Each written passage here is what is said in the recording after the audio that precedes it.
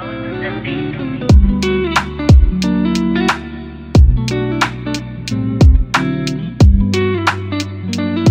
beautiful people of all ages, shapes, and colors, to another episode of the Hit Your Free Throws podcast, where we encourage you to stick to the basics.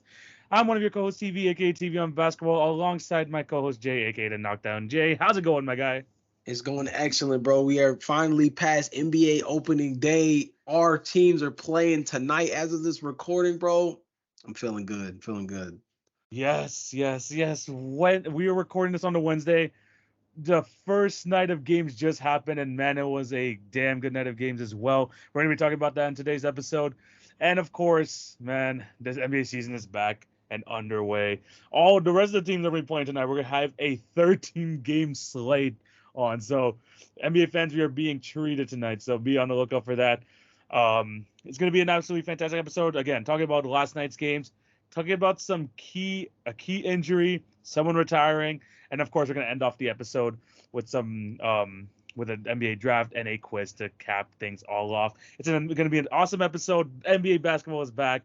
We can't wait to get into it. But before we get into all the talk, we have to plug our stuff, man. You have to follow our personal pages at Knockdown J, at TV on Basketball. They are getting revived. The Daily NBA Picks Challenge is back.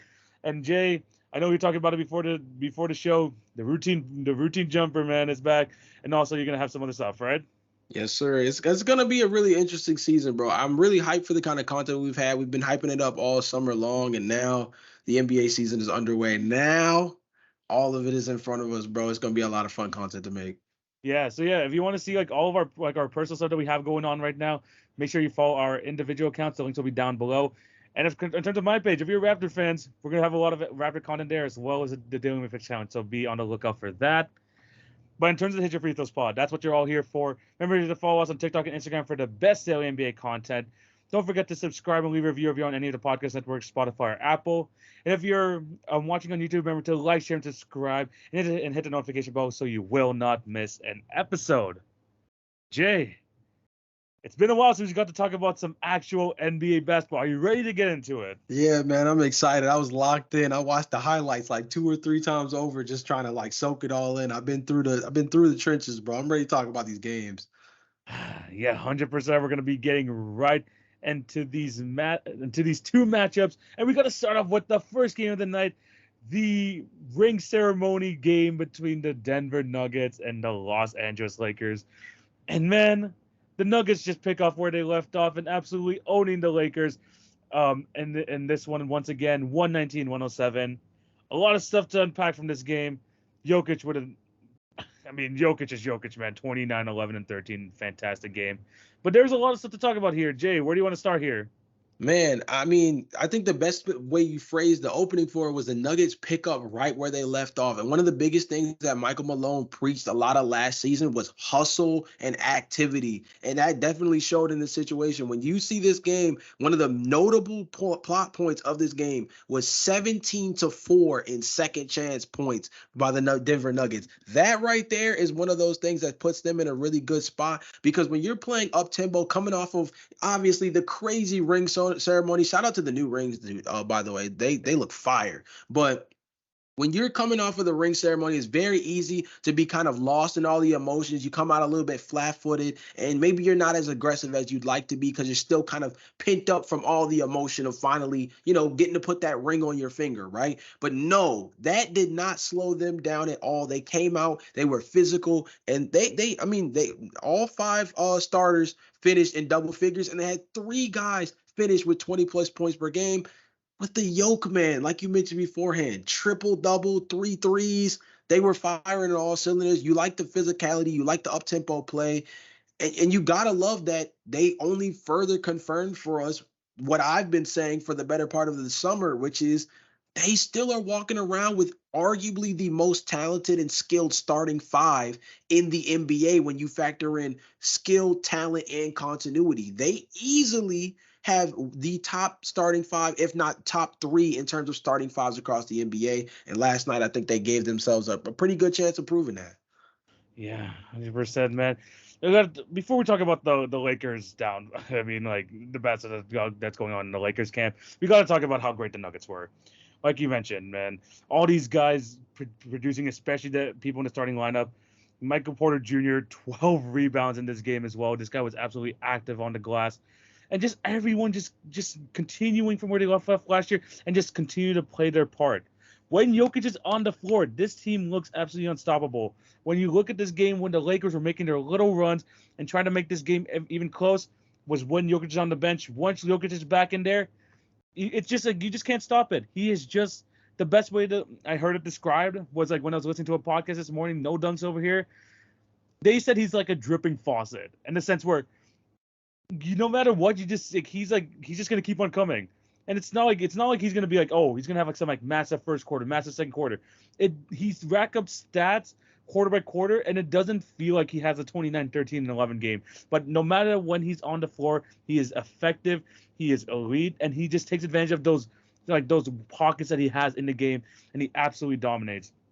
KCP was all over the court yesterday, which was absolutely fantastic. Aaron Gordon defensively and offensively was doing his thing. That step back three on LeBron at the end of the shot clock was pretty filthy. Not gonna lie. And Jamal Murray, 21-6, solid numbers for him. All that good stuff. They deserve to win this game fully. And man, I don't want to overreact, man, but Jokic is just continuing to put up those numbers. He's gonna put up those numbers. And I said in my awards predictions that I have him as my MVP. It's a great start for him as well. He said after the game, I mean, you talked about the whole ring ceremony and everything. Ernie Johnson basically asked him the exact same question. How did it feel, going through those emotions pre-game, talking with your teammates, celebrating and all that, and trying to turn on game mode right away? Like, how hard was this game for him? You know what he said? It wasn't different. Just completely the same. It didn't affect anything. We talk about how the team takes on the personality of its leader. And when the leader is Nikola Jokic, that just trickles down to everyone. They know when it's game time. They know when Nikola Jokic, once those lights are off and it's time to get on the court, they know exactly what to do, and they absolutely delivered. The Nuggets had a fantastic game, and good for them. Now let's move on to the Lakers, because every single time we talk about a Nuggets-Lakers matchup, the storylines are always centered around the Lakers, shortcomings rather than the Nuggets' success, and it's continuing the same here. Anthony Davis, the big talking point in this game. 17 points doesn't look too bad, but it's also bad when you realize it's all in the first half. Jay, was the biggest reason why the Lakers lost Anthony Davis and his inability to really be productive in that second half? I mean, I think they understood how to shut the water off. We were talking about the Denver Nuggets, but I think it's also just like, I don't know. Anthony Davis is one of those players where I feel like you're always kind of set for this kind of game. I think he stood up. I think in the first half, it was all about the enthusiasm of stepping up to the challenge of going back up against Nikola Jokic. If you remember, one of the main talking points during the offseason in terms of TV, you quote it all the time, bulletin board material, right, was the idea that Anthony Davis and LeBron James agreed that they can't wait to see the Denver Nuggets during the regular season after the way the series ended last year in the second round of the Western Conference playoffs, right? And I think he came out with the kind of energy that represented that was the kind of timing he was on. It just didn't stick. I think it was one of those things where it was a little bit too much of the Energizer Bunny syndrome of kind of coming in hot and then losing yourself early in the game, losing yourself late in the game because you did all your dirty work early on, and now you don't have enough juice for later on. And for a guy who's already not that durable, that's something that could happen pretty likely. You pair that with the fact that he played 34 minutes. He was second on the team in minutes played in this game, second behind D'Angelo Russell. That's another thing that, although as a superstar you would want to expect from Anthony Davis at this point, also is a little scary to know that he's playing the second highest minutes on the team, knowing his injury history. So I think those two things compound with each other most. But TV, the question I actually have for you is, should we be worried about the Lakers supporting cast after game one already? Because don't get me wrong, everybody, including myself, was very high on the Lakers all season in terms of the guys that they were able to acquire. Taurean Prince, Cam Reddish, Gabe Vincent, Christian Wood. But of those guys, Taurean Prince is the only one that really came to play, and he mainly did most of his damage getting hot from three. But other than that, some of their other big-name signings, mainly Gabe Vincent and Christian Wood, are probably the more notable guys that got picked up this offseason. It didn't show us much. Kentavious Caldwell-Pope by himself outplayed those two guys. I I think that the Lakers supporting cast will like round itself out eventually. I think they were asked to do a lot more because I mean we talked about Anthony Davis. LeBron James only played 29 minutes, and we're gonna get to that very shortly about his already so-called load management, which we're gonna get into very very shortly. Yeah. But I think if Anthony Davis or LeBron had those 28 to 30 point performances, which we know they can, we know that they have top 10 ability still in this league. I think it just would make things a lot easier for the other guys. Torian Prince, like you mentioned, played absolutely fantastic. This guy played his role to a T. He was absolutely like amazing in this game, especially hitting threes when they absolutely needed it. But Austin Reeves kind of struggled from the field. D'Angelo Russell, I think those guys got to ask a lot more, like asked to do more, especially in the second half because Anthony Davis only attempted 6 shots. So you asking a lot of these guys to do more than what they're built to do, and then and then they get that extra pressure because there's no like your 2 stars aren't really performing the way that they really should be. Then these guys are gonna be put in situations where I don't know, like they're not like accustomed to. They expected to play like one sort of like role as a role play over here, and then they're asked to do a lot more. We're not gonna expect that over in the first game. There's a lot of transition in this team. There's a lot of like moving pieces. I think it'll get better over time. Like I was honestly impressed with people like Cam Reddish in the small minutes that he had. I think Gabe Vincent had a couple like good moments as well. I wish there was more Rui Hachimura minutes, and hopefully they get more of that from him going forward.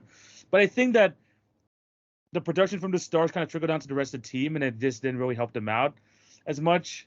And the Nuggets, man. I mean, at the end of the day, it's the Denver Nuggets. We know how good they could be, both on both sides of the floor. So it's a tough first matchup to go against, and then already the struggles that they had against them last year. The end of the game, the who's your daddy chance, kind of like rang true over there for the Denver Nuggets fans. But I think the lack of production from Anthony Davis and kind of the not enough assertiveness from LeBron is what trickled down to the rest of the team, and I think that's the reason why they didn't play as well as we thought.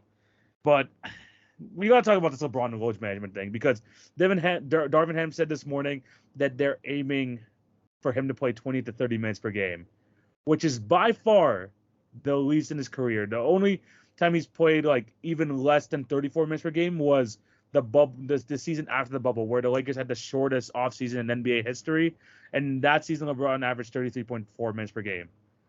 Jay, how do you feel about this new change, and do you think this is actually going to stick?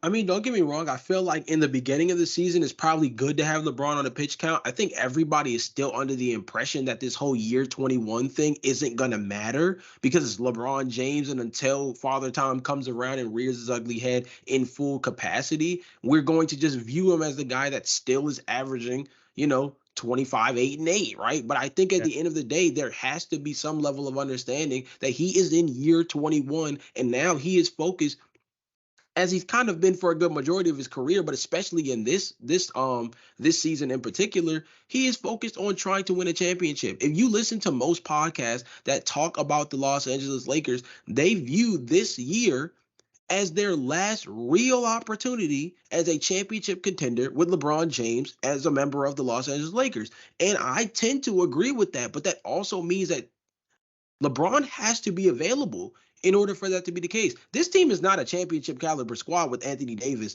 as the lead superstar with no Robin next to him, let alone if he's playing Robin and LeBron James is Batman. That is not a recipe. Maybe it's a recipe for a playoff team, but it's not a recipe for a championship caliber team. The freshness of LeBron James around the postseason is going to be important. Now, the good thing that you asked me, and I think this is a part that I would like to hear your thoughts on to pick up on, is you mentioned, is it going to stick?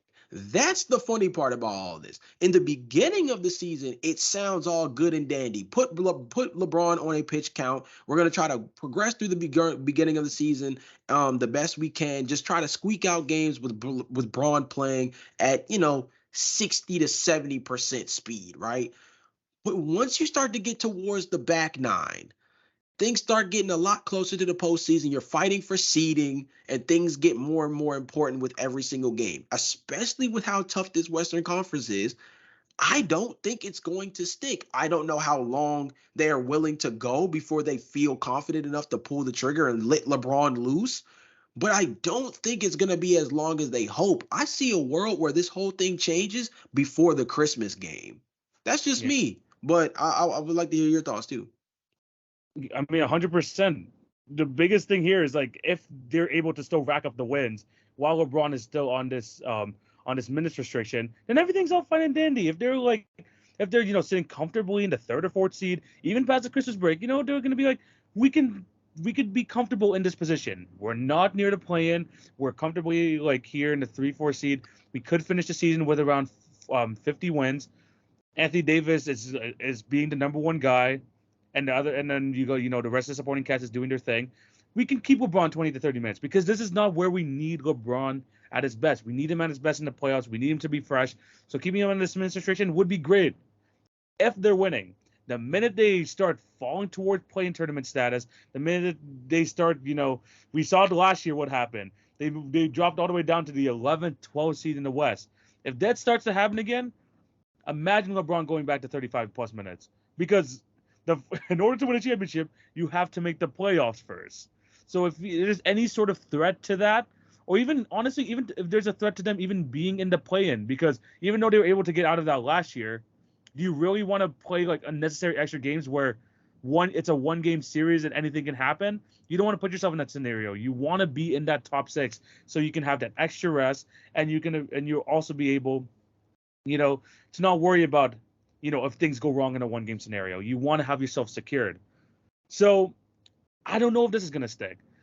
If Anthony Davis could, and this all rests on Anthony Davis, I don't know if he could truly be the number one guy, but he has to be, at least in the regular season. We've been waiting for Anthony Davis to take that mantle, to be the number one guy on the Lakers, to carry this franchise past LeBron, and we haven't been able to see it yet. So I don't know if that's going to change this year. But it's going to have to change now if you're going to have to keep LeBron on this so-called pitch count. Because I think it's a great concept. It's a great concept. Tim Duncan in his final years of his career was averaging like 25, 26 minutes a game. He was fantastic on the court, but they knew at age 40 he didn't have the same legs he did back in the day. This could be the same thing for LeBron, but they got to win games first. I agree wholeheartedly. I think the main thing is just going to be making it. But I think we say that every single season with the Lakers at this point. They view the Western Conference as something that as long as they're able to just hang on for dear life, by the back 9 of the season, they're going to squeak in by hook or crook. And albeit, as much as we might not like the methodology, they've only kind of failed at that attempt only one time. Other than that, they've been relatively effective with being able to hang on just long enough to be able to squeak into the postseason. And sometimes it's been in their favor in seasons like last year where they were able to make it very far all the way up into the Western Conference Finals. But then you have other aspects where they run into the Phoenix Suns in the first round. So It has a lot of trial and error too. It's going to be interesting to see how things go. Yeah, 100%. Tough first game for the Lakers, but again, congratulations to the Denver Nuggets. They showed that they're still that team in the West to beat, and Nikola Jokic is just still calmly just dropping triple doubles in our face, and we're just considering this normal now, which is completely not. But that's the reason. That's what happens when you have the best player in the league, and Nikola Jokic is proving that he is that right now. Let's move on to the next game, though. The Phoenix Suns taking on the Golden State Warriors, where the Phoenix Suns get their first win of the season, mind you, without Bradley Beal in this game as well. The Warriors had no Draymond, so tick for tack over there. But Devin Booker, man, 32 points in this game, 6 rebounds, 8 assists. It wasn't the typical Kevin Durant game. He honestly struggled quite a bit in this one. But when Devin Booker is playing at this level, man, this Suns team is something special. How do you feel about this game for the Phoenix Suns and Devin Booker in particular?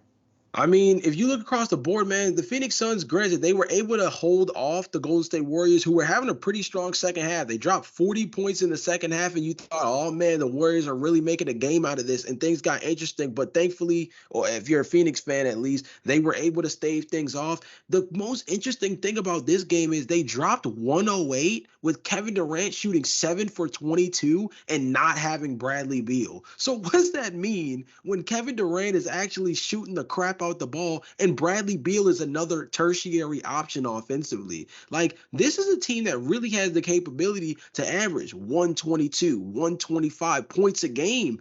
on a night-to-night basis, and that's going to be really hard to stick with during the regular season. Also, can't sleep on this. Double-double demons. Your Yusuf Nurkic, 14 and 14 in his opening game as a Phoenix Sun. Kevin Durant, 18 and 11. Even though he wasn't effective offensively in terms of shooting the ball, his activity on the glass was big, especially without Draymond Green playing on the opposite side. Them being able to dominate on the glass, or I don't want to say dominate because it wasn't necessarily like they completely outplayed them. Well, maybe you can say it was 60 to 49. So dominate might be a stretch, but it was pretty significant in terms of the impact it had on the game. Those two guys alone combining for 25 rebounds on the game, that's big for them because they're not a small team, but they're not an imposing team physically. So their ability to gain rebound with their two big guys in Yusuf Nurkic and Kevin Durant is a way to kind of level the playing field. But like you mentioned beforehand, Devin Booker, 32 points in 36 minutes. Wasn't even really hitting the three ball too insane. 3 of 8 is solid, but it wasn't like he got 32 and was smacking threes left and right. Just a really strong offensive game from him. And I think it also kind of comes from the fact that I think Devin Booker is very comfortable in the point guard role. I think it's something that we've seen experimented with the past 2 or 3 seasons with Monty Williams, where they would experiment with Devin Booker playing point guard when Chris Paul wasn't on the floor. I think they need to take a step back and really consider the idea, because I know during the summer there was a lot of conversation around Bradley Beal being the point guard and Devin Booker being the 2. I think there might need to be some more reality checking when it comes to the idea of maybe just putting the ball in Devin Booker's hands and letting him be the lead initiator and letting Bradley Beal act as the secondary guard. I think both of those guys are still due for anywhere between 5 to 6 assists a night, whether they're the on guard or the off guard. But I think if you have to pick who you want initiating your offense on a possession-to-possession basis, Devin Booker has to be the choice. So I think this only further validates that. And despite the fact that Bradley didn't play, I think it does only prove that the guy that's the safest with the ball is D-Book. Love Kevin Durant, love Bradley Beal's talents, but in terms of initiating the offense on a game-to-game basis, I think that Devin Booker is going to be the key. Him being a lead initiator for this team is going to be the key to unlocking all of this stuff with the big 3 for this team. 100%. Devin Booker at point guard. I mean, we were talking about potentially doing this to be an overreaction podcast. I'm going to give you like one overreaction I have right now. Devin Booker is a top 3 point guard in this league. He is going to be, and the thing is, we've seen like glimpses of this in the past, when Chris Paul, before he joined the team, Devin Booker as the off guard was averaging like 7 assists per game. Let him have full point guard responsibilities. I honestly believe he can average between 8 to 10. He definitely has that ability, and what I love to see from this game is the final 2 minutes. Devin Booker had 4 assists. He was responsible for 4 buckets, but he didn't score any of them. That assist to Josh Okogie in the corner, the wing 3 from Eric Gordon, the pick and roll to secure the game to Yusuf Nurkic, all initiated by Devin Booker. Because you know what, the Golden State Warriors, in their defense, Devin Booker already scored 32 points up to that point. You don't want him taking these shots late. You know how great he is in the clutch. But who's hitting the shots right now? Okogie, 17 points. He played absolutely fantastic in this game. Eric Gordon was hitting some big shots. And Yusuf Nurkic, man, we were on the fence about that signing, but if he's giving you like 14 and 14, 1 or 2 blocks a game, you'll absolutely take that as a Phoenix Suns fan, 100%. And Devin Booker was the one initiating the offense, didn't force his game. He didn't make it so, you know what, this is my time to shine. It's either me or KD. We're the only ones taking shots. He trusted his teammates. He was able to get them their wide open opportunities, and they delivered for him because he put them in those places. So, look, man, there was some discussion also this offseason. What are the Phoenix Suns going to do without a true point guard? The answer is literally right in front of you. It's Devin Booker.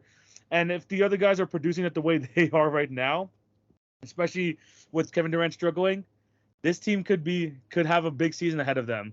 There's a reason why they were projected to win like 51, 52 wins according to Vegas, man. This team is going to be special, and they haven't even seen how this insane offense is going to be, including Bradley Beal. So this Suns team, man, they look really good. Yeah, I'm pretty encouraged about them. Obviously, I picked the Phoenix Suns as my team that I think might end up representing the Western Conference in the NBA Finals this year. So far, so good, but I think there's still a lot to look at, especially because they didn't play this game with Bradley Beal. I don't want to lean too much into the hype just yet, despite the fact that I'm definitely satisfied with what we saw in game one.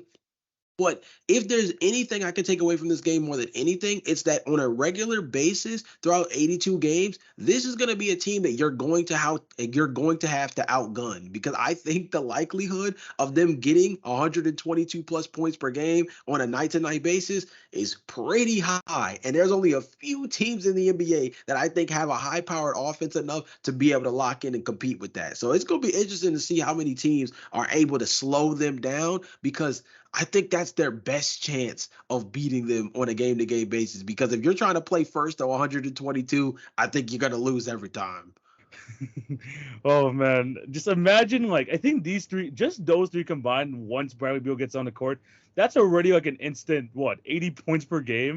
Right. Just those three. So it's gonna be scary once he gets on there. But Devin Booker, man, great game from him. Probably him and Jokic are the two top leading guys for MVP right now, which is funny because I think I saw a post on that's like we didn't even see any other teams play. But you know what? Good win for the Suns. Let's move on to the Warriors side of things though.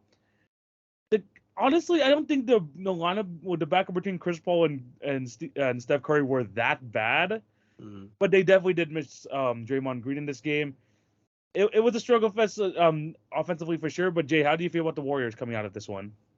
I mean, my biggest worry for them is just the fact that we can talk about Jordan Poole in terms of the impact in the locker room all we want to, but this is why he was so important. From an offensive standpoint, the next highest scorer on the team was Klay Thompson at 15 points, and he was 3 of 11 for 3. And the unfortunate part about it is I think that Klay can be a little bit more effective from beyond the arc, but I think it comes with caveats that he might still only average between 15 to 18 points per game. And unfortunately, I don't know if that's good enough right now as the second guy. See, Jordan Poole was doing that as like the secondary / tertiary option offensively. Klay Thompson is basically being asked to be the second offensive option again, and I don't know if Klay is built for that anymore. And I hate talking about Klay Thompson like that because I think he's still a big-time competitor. I think he's a big-time player in moments that are important, stretches that are important. But over the course of 82 games, I just worry about if the Golden State Warriors are going to be able to survive with Steph Curry basically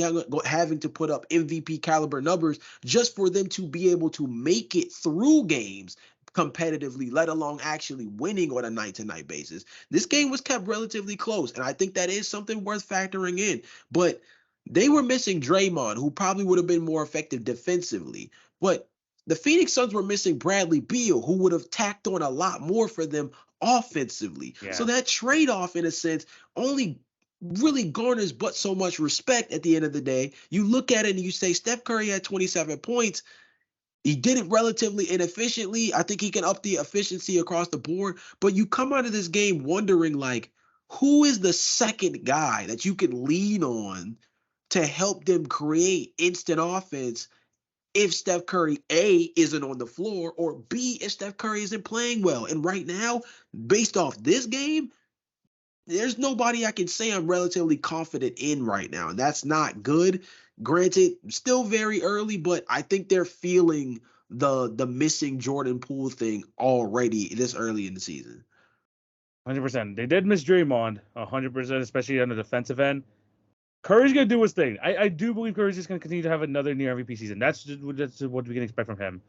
But this whole Chris Paul experiment like hindered on Klay Thompson getting back to his usual closer to his usual self. And he's on an expiring deal right now. And his contract negotiations have stalled. It's not looking good for Klay. Yeah. It really isn't, man. I mean, the injury, sure, we gave him kind of a bit of leeway in the championship run, even a little bit last year. But man, we're 2 years past that injury. I don't think we're getting the same Klay Thompson back.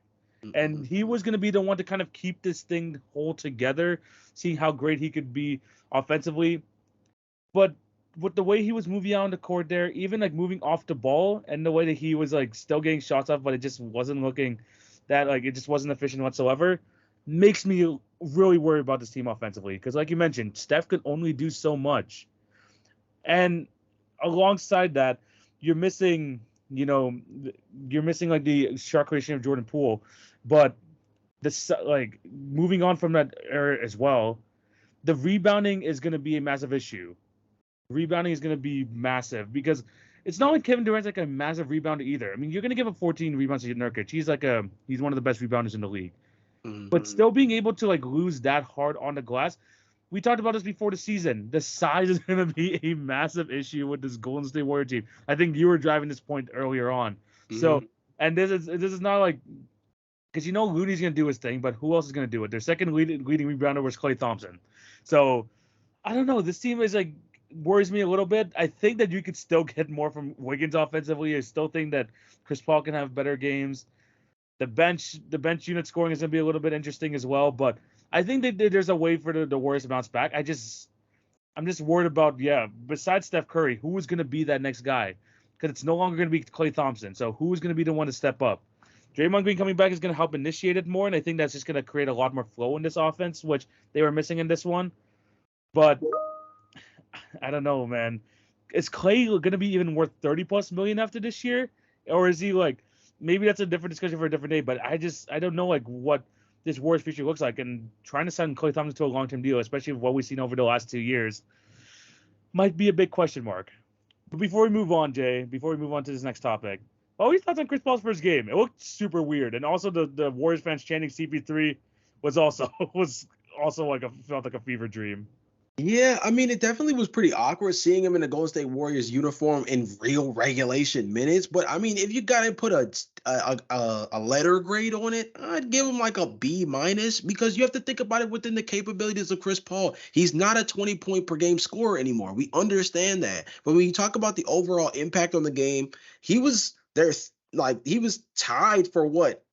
Third/fourth in terms of rebounding. Somehow Chris Paul got more rebounds than Andrew Wiggins. So I mean, but 14, 6, and 9 assists is big time for him, because we know that's the calling card of him offensively nowadays.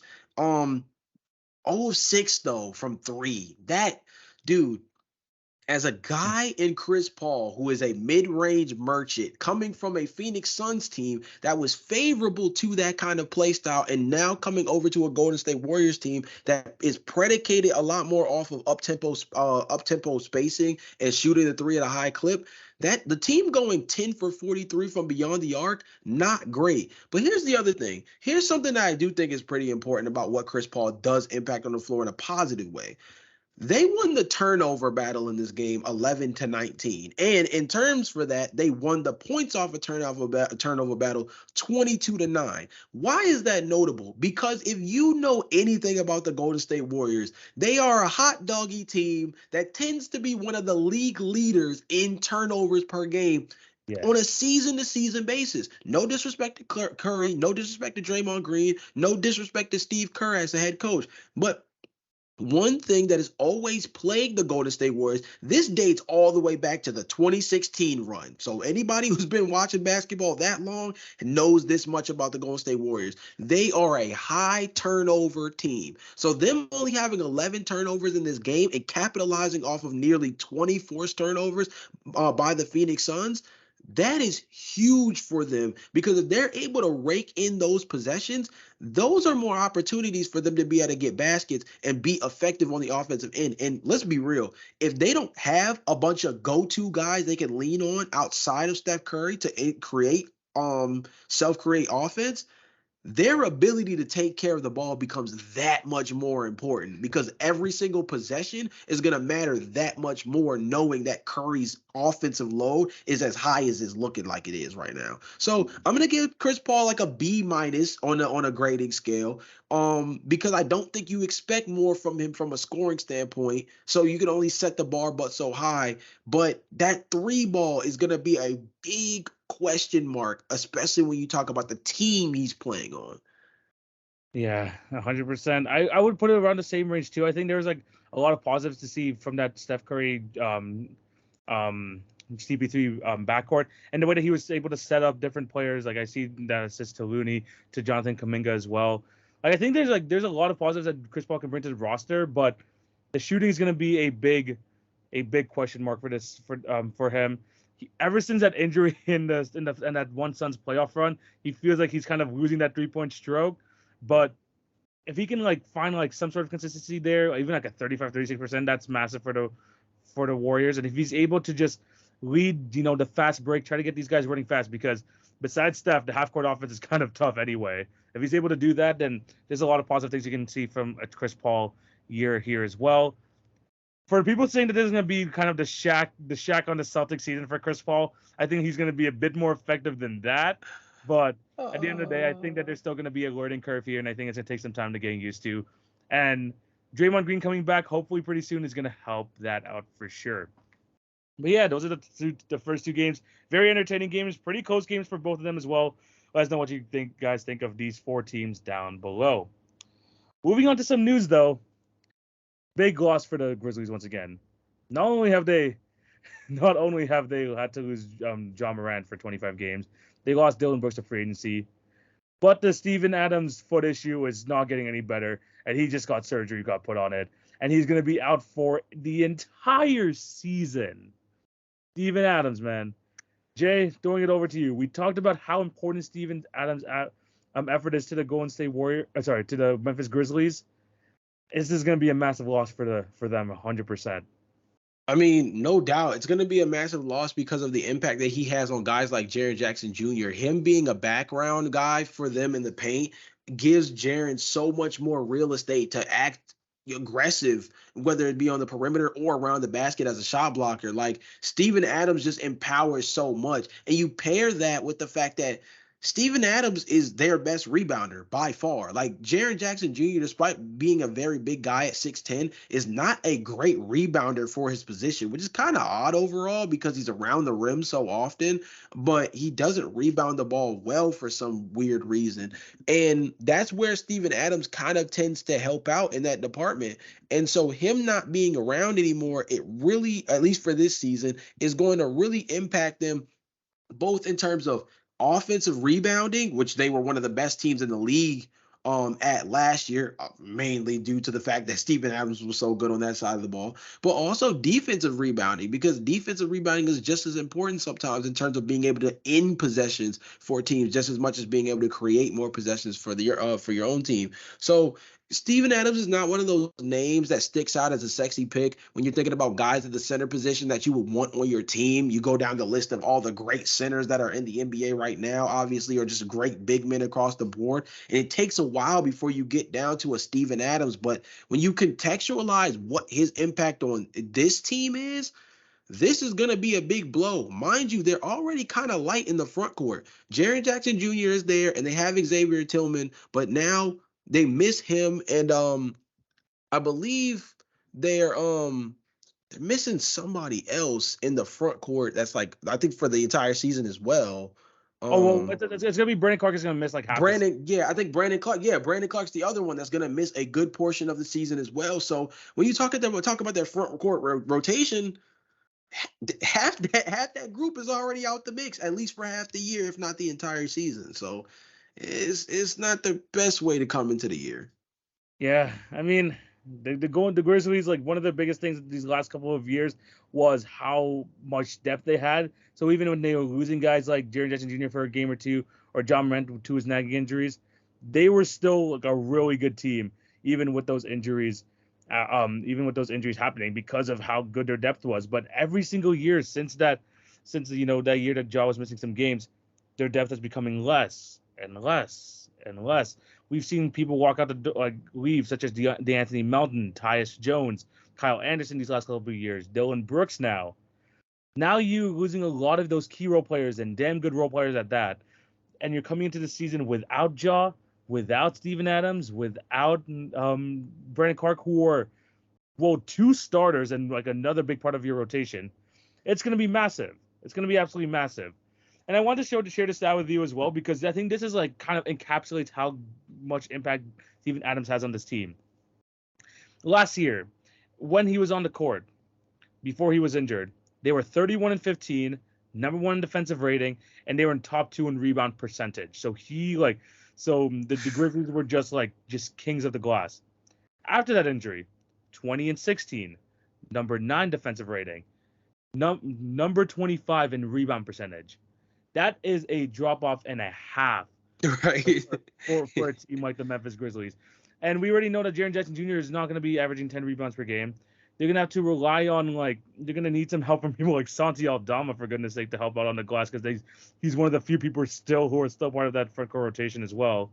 It's going to be a tough start to the Grizzlies. And now I'm feeling more and more worried about my prediction of them being, potentially a top 2, top 3 team in the West coming for this upcoming season, because losing Ja for 25 games, Brandon Clark for half a season, and now Steven Adams, it's a tough look for this Grizzlies team.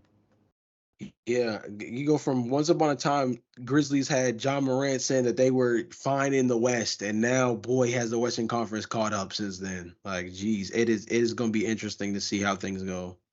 100%. Hope speedy recovery to Steven Adams. Hopefully, we can see him back in the court next year, because he has been such a key and integral part to this Memphis Grizzlies team. So, and he's definitely going to be missed sorely. Next topic we're going to talk about, and we have to announce a retirement that has happened this past week. We knew it was potentially happening, but is now official. Andre Iguodala has now retired from the NBA, and he had a pretty damn good career, man. He started off with the Philadelphia 76ers, moved on to the Denver Nuggets for a year, was a key part to those Golden State Warriors teams. Had a finals appearance with the Miami Heat. I almost forgot about that, and then ended off his career at the Warriors, winning the championship as well in 2022. Former Finals MVP, one-time All-Star, 4-time NBA champ. Jay, story career for Andre Iguodala. Yeah, man. I recently wrote about this in the newsletter I do for the app that I write for, and with that being the case, one of the things that I noticed, or one of the things that I noted in the Prediction Strike article, was that I focused a lot more on what Andre Iguodala did at the peak of his powers, more so than what he was viewed for on the back nine. I think it's so easy to view a lot of players, especially around the retirement, for the "what have you done for me lately?" And a lot of what you would remember from Andre Iguodala in the latter portion of his career was, besides hitching to the back nine of the Warriors dynasty, is his very weird interaction with the young version, the even younger version of the Memphis Grizzlies. That Yeah. weird little stint that he had there, Oh, or shit. of course the kind of last legs time with the Miami Heat, like you mentioned beforehand. But I like to look even further back when he was Iggy, right? When people had the real conversation as to, like, they were calling him AI, but they didn't feel comfortable doing it because we knew the same Oh, guy had worn the same Philadelphia 76ers uniform. You know what I mean? yeah.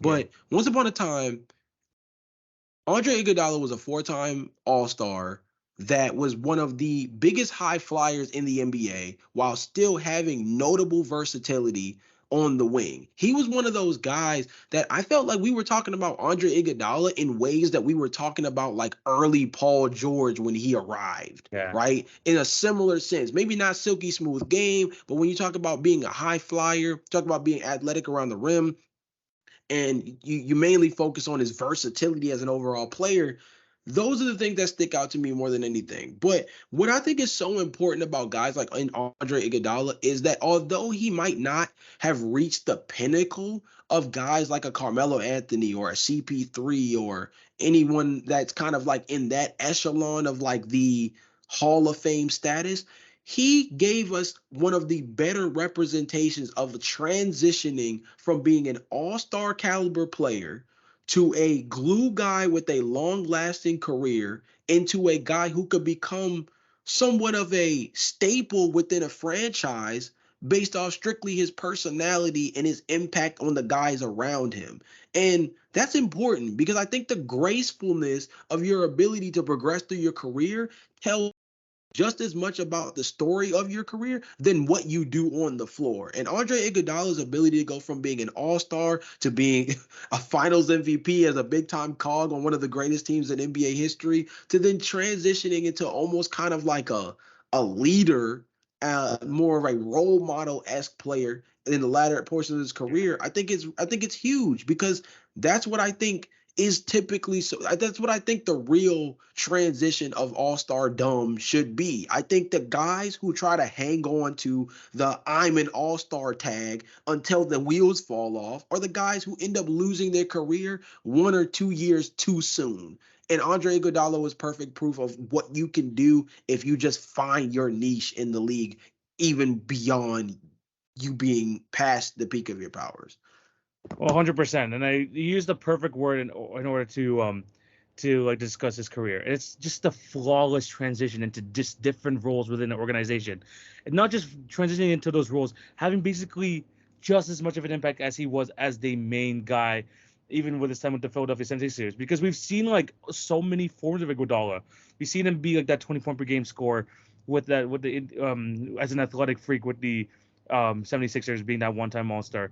Having that 1 year with the Denver Nuggets where they took him where it was the first time they made the playoffs past the Carmelo Anthony era. That team was pretty fun to watch. And then making his mark known on the Golden State Warriors, like you mentioned, being that glue guy, make the key and integral part to the death lineup, where he was someone who was able just to handle the ball, pass the ball, hit the occasional three, but also just provide so much switchability on the defensive end. He has just he has wore so many different hats as an NBA player in this league, and the fact that he is able to have such a huge impact everywhere he goes, showing that he is a winning player, 100%, he deserves all his flowers. And I can confidently say, if the Warriors don't make that trade with the Denver Nuggets to pick up Andre Iguodala, I don't know how much championships they're going to end up winning, if all. I think that Andre Iguodala is just that much of an impactful player for that team. And just that whole era of Golden State Warrior basketball that, yeah, he had a damn good long career, 19 years in the league, and he will be sorely missed. I think he had a pretty damn good career. But before we move on, I mean, Jay, what do you think about his Hall of Fame chances? Do you think he's a Hall of Famer? I mean, even he said that he doesn't think he's a Hall of Famer, so I think that's where things get pretty interesting. But I think, again, if you weigh the impact of his influence on what the Golden State Warriors have become or did end up becoming, it matters a lot. I think that Finals MVP is one of the things that's always kind of weird because I think a lot of people feel as though it was relatively fraudulent, but at the same time, it's on his resume now. And I'm sorry, but it's not a typical thing for a Finals MVP to not end up Yeah, in the Hall of Fame. So I think he has a strong case.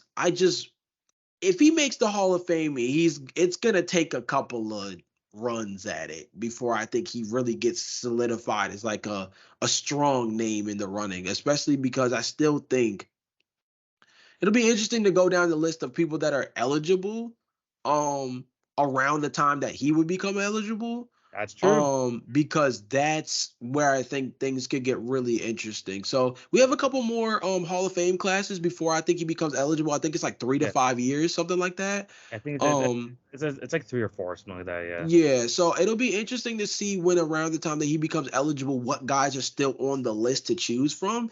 Because who knows? I mean, he is a multi-time All-Star. He had a career before the Golden State Warriors. He was a big part of the Golden State Warriors transition from being a middling team in the Western Conference to being like one of the best teams in NBA history. And then you pair some of his other individual accolades with that. Depending on depending on who the field is, he might have a really good shot. I think so. I think so too. To be completely honest, I don't know. I mean, like you mentioned, it's like he's a freaking Finals MVP, and he actually was like a key part to like the Warriors like dynasty. Like I honestly believe that without him on those championship teams, I don't think that they win as many or if any at all. So I think if he does make the Hall of Fame, it's going to open a can of worms to a whole new type of Hall of Famer in the league, Yeah. which is interesting too. So we'll have to wait and see. I think he's also a gold medal winner. I think he won like one gold medal with Team USA as well. So maybe that's gonna help out his case. But at the end of the day, I think that he might just miss out. But like you mentioned, maybe it might take a couple of times. Maybe it depends on who's in his who's eligible at the time. But he has a shot. He definitely does have a shot. But thinking about Andre Iguodala had me thinking about kind of some of the best glue guys in NBA history, because without these guys, I mean, he wasn't, the Draymonds or the Stephs or Klay Thompson or any of that, because they're the ones who got a lot of the praise in terms of the Warriors dynasty. But he honestly was just as impactful as a locker room presence, as a locker room leader. And sometimes you just have those guys on the team, which kind of just keeps things together in order for this team to succeed. Jay, if there's like some like guys that you remember from like NBA history that kind of played this type of role, who are some of like those like main glue guys that you think of?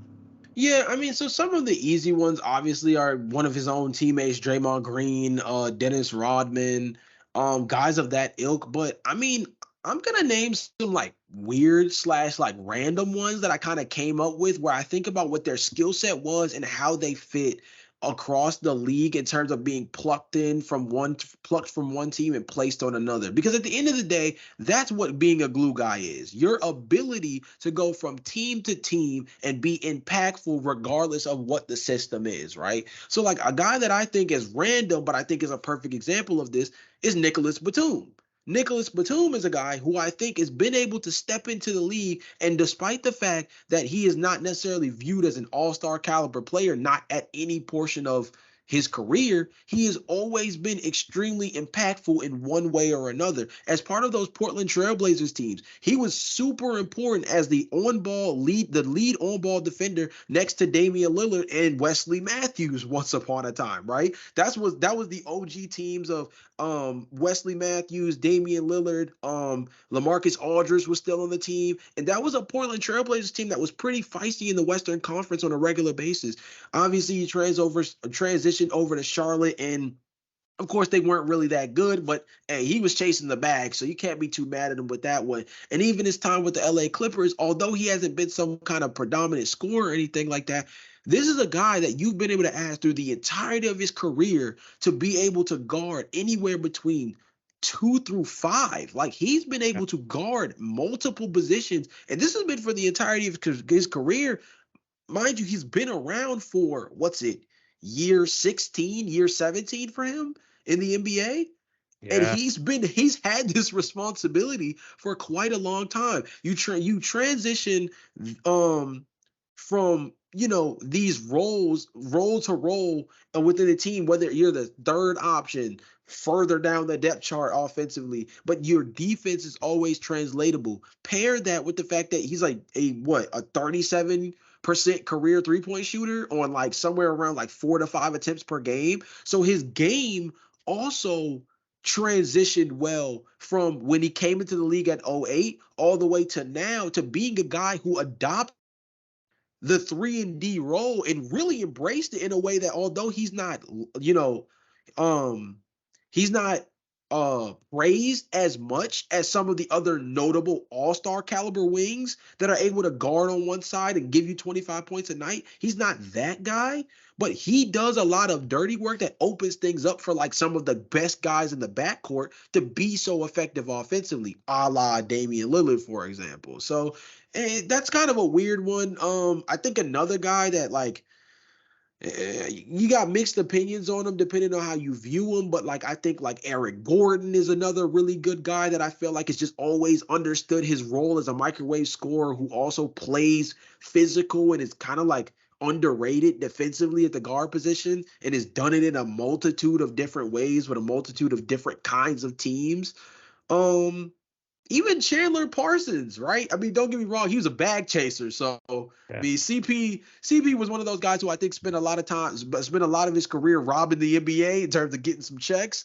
But I think when you talk about his effectiveness on the floor at the wing position, dudes like like dudes like Chandler Parsons and Ryan Anderson and Otto Porter, like these are guys where when you're like a 3-and-D wing or you're like just an insane 3-point shooter, you open up the floodgates for like the NBA. Like I say this to this day, Davis Bertans doesn't get the contract he got if Ryan Anderson doesn't exist. You Yeah. know what I mean? Like things of that nature, where it's like guys that like whether they're notable players or not, had skill sets that opened up the league and made teams view certain guys across the league a different kind of way. And I think that's what glue guys really represent. Yeah, 100%. I mean, Gunica Batum is like a perfect example of that. He does a little bit of just like everything on the court, like, and he doesn't like typically need the ball to even like show his effectiveness on the floor as well, being like a locker room presence and everything. I think Nicholas Batum is like a perfect example of that. But when I think of glue guys, honestly, besides Andre Iguodala, the only other guy I really think of for this type of role, Shane Battier, man. That's a good Shane one. Battier. Shane Battier is just, I feel like, is that type of guy. Very well spoken. If you hear him in interviews, I mean, he's also like doing some like podcasts and also just like different sort of like commentary roles. And everywhere he's went, whether it was the Memphis Grizzlies or at near the end of his career with the Miami Heat, he just was that guy who always felt like he was ending games. But you're like, why is he ending games like 5, 6 points per game? Like, what is he doing? Like, he doesn't have a lot of assists, doesn't have a lot of steals, not a lot of blocks. But why is he on the court? He just knows exactly where to be. He knows where to tell people exactly where to be. And he's just like a calming presence on the court. And when you need him to, he's a damn good 3-point shooter. He can switch on the perimeter, take on some of the big guys. I mean, for me, glue guys are guys that really doesn't really their effort like really shows up on the stat sheet as well, but is able to keep things together. I think Shane Battier absolutely represents that type of player, both in his days and like I mentioned in the Memphis Grizzlies, and especially with those like championship teams with the Miami Heat. I think he's like one of those unheralded players that deserves a lot more love because he could have like, especially coming out of Duke, a very prestigious program, he had like a lot of expectations coming into his career as a top 10 pick, but someone again who was able to play his role kind of like an Iguodala role, except with not as much notoriety or the All Star or the Finals MVP moniker or anything like that. But he's just the type of guy who plays that basically the same role. And when a team like needs him to get the bucket, if he gets put in a position where he needs to put it up, he's reliable to do that as well. So I think Shane Battier for me would probably be my prototypical glue guy as part of like that group of players like Andre Iguodala. I think I got one more just because we got to show the big guy some love. I think another dude who kind of gets thrown into the mix for this kind of conversation is Serge Ibaka. I think mainly the early years of Serge Ibaka in Oklahoma City are the best definitive way to kind of push his case for like top glue guys. But you got to look at that team, bro. Like you got to go across the board of like playing with Kevin Durant, Russell Westbrook, James Harden. At one time, he was playing next to guys like Victor Oladipo, Kevin Martin, right? Like he's always played next to like a handful of 18 to 25 plus point per game scorers. So how did he forge a career? He became Serge Ibaka, the guy who averages 3 to 4 blocks per game, one of the best interior defensive centers in NBA history at the time. And his ability to shot block became like a real calling card for the Oklahoma City Thunder that opened up a lot for them defensively as a team that kind of just played like frenzy defense at the time.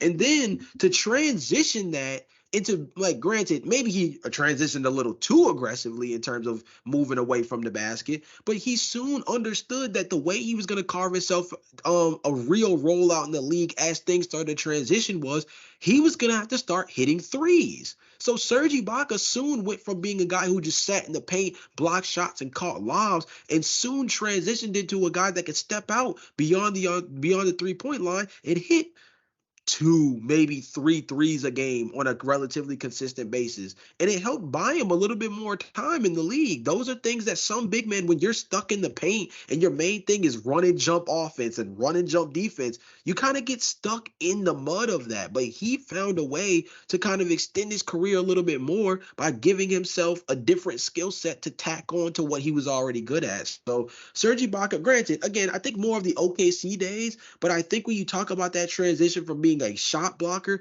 to a stretch big, he found the niche, right? Same thing as I would say Andre Iguodala being a 3-and-D wing was his way of transitioning from being an all-star to being an effective role player on a championship team. I think Serge's ability to understand that shot blocking only does so much when you're not effective offensively unless they're throwing the ball to you at lobs and dump offs.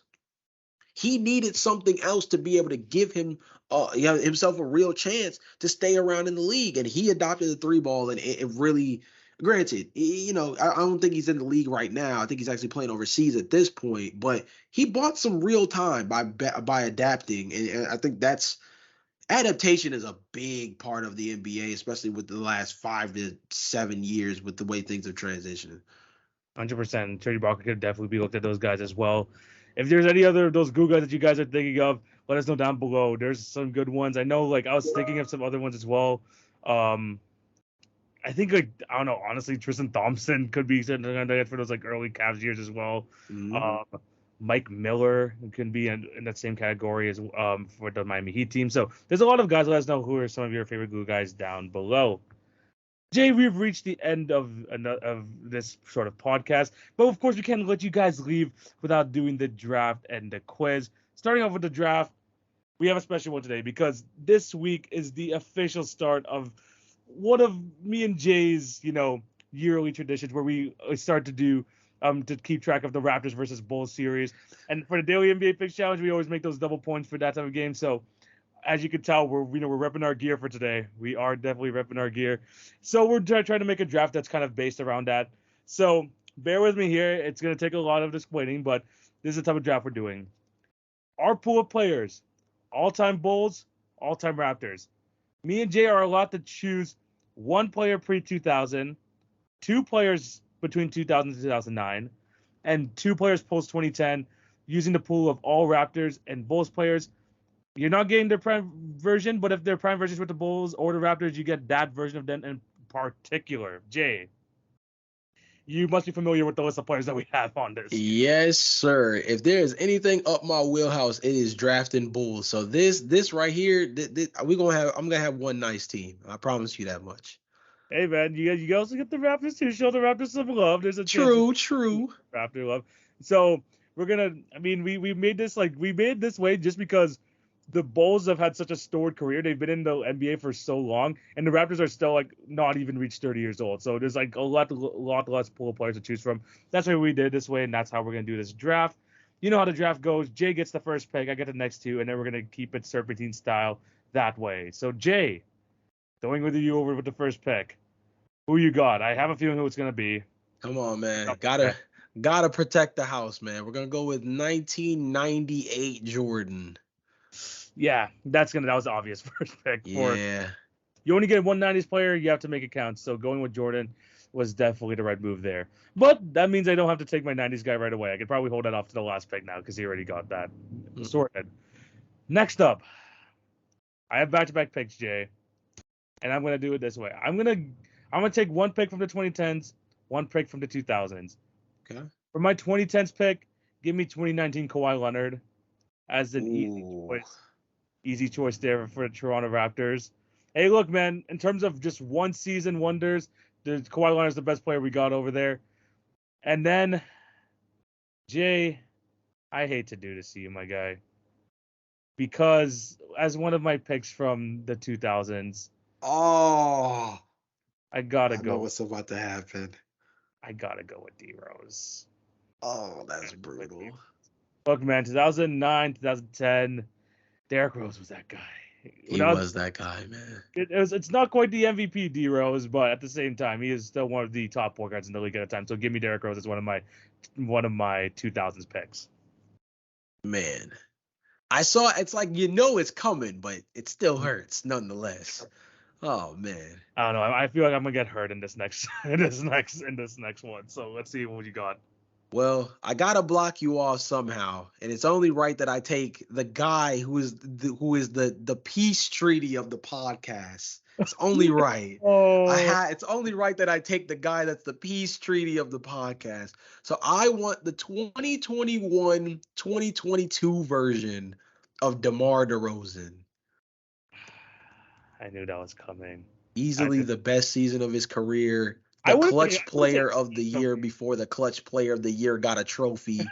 Come on, man. I wouldn't say easily. I would agree, but I wouldn't say easily. Those years with the Raptors were elite. But yeah, okay, Kawhi, yeah, DeMar DeRozan's off the board. I had a feeling this is gonna okay, good point. Maybe not easily, but I would say statistically, it is his best season in the NBA. Man, okay, now the second guy is where things get interesting because I got one more present. And I got 2000 to 2009. So let's be really careful about how we do this. I got somebody in mind. I'm just wondering if I want to do it. Let me double check the stats. If this is if this is what I think it is, then I'm definitely taking him here. I got one guy in mind, TV. I got one guy in mind. He might not have been the guy I think he is just yet. Nope, he wasn't the. Well, yeah, he was. Yeah, he was. You know, we're gonna do it. Give me 2000, 2001 Elton Brand. Ooh, interesting Yeah, choice. yeah. Okay. I was not expecting an Elton Brand shout out here. Okay. Elton Brand as your second pick. I like that. 20 PPG as a rookie. Came out swinging. Somehow we let him go to the Clippers. Built out a long career with the Clippers and Philadelphia 76ers. He's more known for those two teams than the Chicago Bulls, despite the fact that he averaged 20 points and 10 rebounds both years he was with us. Hey, man, I won't trade you, Elton. I'll tell you that much. That's tough. That's a good choice. It's a good choice. All right. Honestly, that worked out perfectly for me because I had a plan for this one, and this requires Kawhi Leonard to play the power forward position, but this is going to work out very nicely for me. Starting off with my shooting guard, I got to take Air Canada himself. Give me, for my second 2000s pick, give me Vince Carter. Makes sense. It was only right to have this man on the team. And then at my center position, again, Jay. I'm going to have to break your heart again. Because I'm going to go, because I got to go 2010's Joakim Noah. That's brutal, bro. Because that was definitely the next guy in mind. Ooh-wee. God, Jay, I'm gonna have to leave you with 2010's Carlos Boozer, man. This is how No, sir. No, sir. That will not happen. We will not allow Carlos Boozer on this team. Yeah, so I'm taking Vince Carter at my shooting guard spot, and then I'm gonna take Joakim Noah at the center position. And I already know my third guy. You could see what your last two picks are. Well, let's see what you got. Oh, man. Okay, so there's another guy that, once again, I feel pretty confident on, but I got to check the year because the year means everything when it comes to these selections, right? Because we're getting whatever the peak powers version of the guy when he played in that uniform is. Yes. So the guy that I'm going to go with,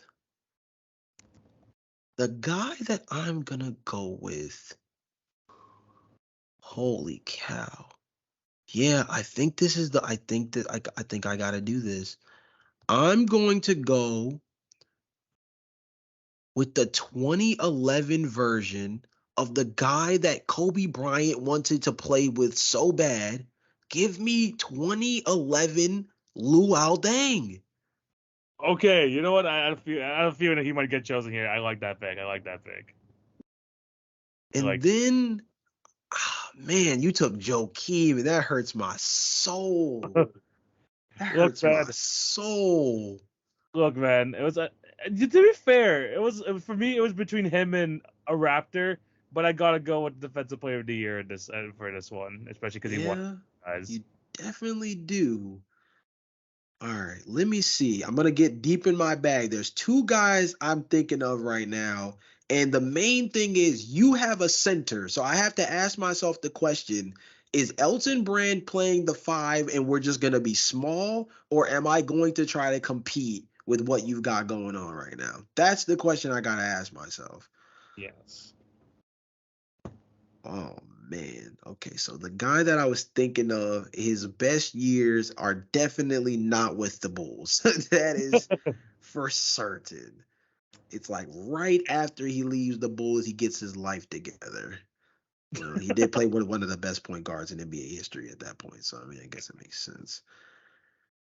Ooh, maybe I should have, because that's 2000 to 2009. You could go Raptors too. There's some. I could go Raptors. It's 2010 to present is my only pick that's left.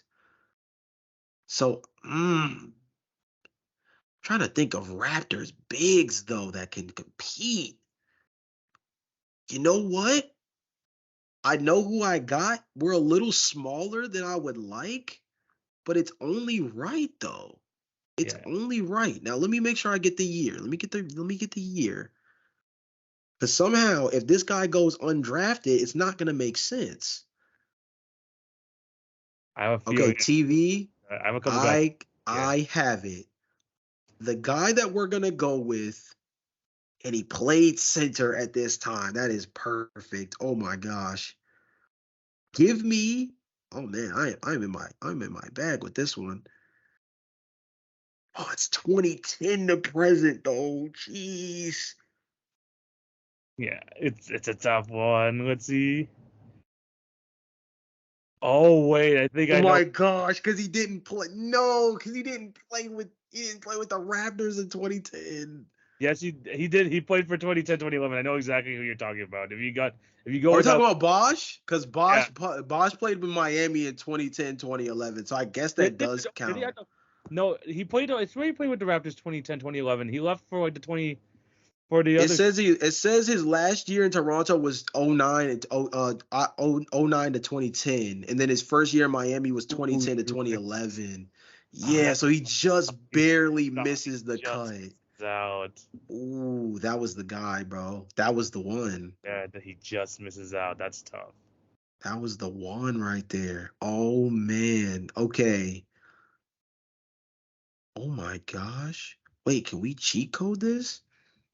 I'm sure it's not. I'm sure it's not. Dude, this is because I'm trying to show the Raptors some love, but I Yeah, mean, this is my and thing every the right top here. place. I mean, I think for this final spot, it's tough for both Raptors and Bulls because there's like, once you get rid of the top guys, it's kind of kind of dwindles down pretty quick. Yeah, because you also got to think about it. Like I said, mine's is 2010 to present. So it's like my last pick is 2010 to present. If it wasn't 2010 to present, Bosch would have been perfect right there. Actually, there's two Raptor guys I think that wouldn't mind like filling that spot. You mentioned them in the last topic. Yeah, I know, because Surge. I know Surge is one.